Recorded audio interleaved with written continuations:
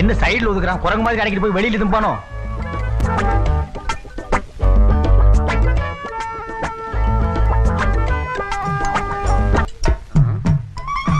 என்ன எடுக்கிற? வேட்டியை கொஞ்சம் லூஸ் பண்ணிக்கிறேன். அவத்தே வச்சிடுறா. அப்படின்னா அதை முதல்ல செஞ்சுக்கணும்.